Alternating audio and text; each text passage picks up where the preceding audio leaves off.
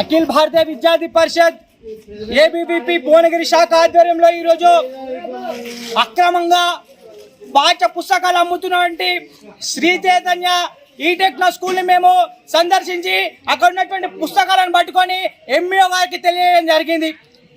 MEO గారికి గంట సేపు నుంచి మేము చెప్పినప్పటికీ కూడా ఎంఈఓ గారు గంట అయినప్పుడు కూడా ఇక్కడికి రాకుండా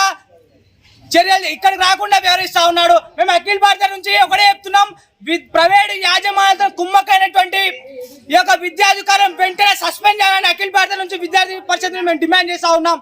ఈరోజు అసలు పర్మిషన్ లేకుండా, అనుమతి లేకుండా విద్యను వ్యాపారం చేస్తున్నటువంటి ఈ-టెక్నో స్కూల్ పైన అనేక సార్లు చర్యలు తీసుకోవాలని మేము చెప్పినప్పుడు కూడా ఈరోజు డిఓ గారు ఇంతవరకు కూడా స్పందించలేదు. మేము అఖిల భారతీయ విద్యార్థి పరిషత్ నుంచి ఒకటే డిమాండ్ చేస్తున్నాం, ఏదైతే అక్రమంగా పుస్తకాలు విక్రయిస్తున్నటువంటి చైతన్య స్కూల్ ఉన్నదో వాటి బుక్స్ అన్ని కూడా సీజ్ చేసి ఆ స్కూల్ వెంటనే సీజ్ చేయాలని డిమాండ్ చేస్తున్నాం.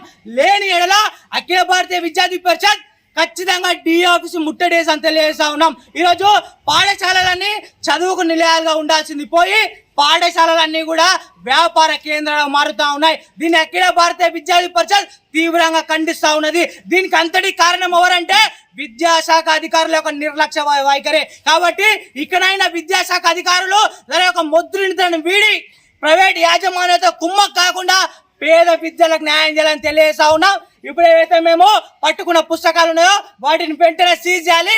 లేని ఎడల అఖిల భారతీయ విద్యార్థి పరిషత్ పెద్ద ఎత్తున ఉద్యమం చేస్తామని తెలియజేస్తా ఉన్నాం. సుర్వి మణికంఠ, ఏబీవీపీ నల్గొండ విభాగ కన్వీనర్.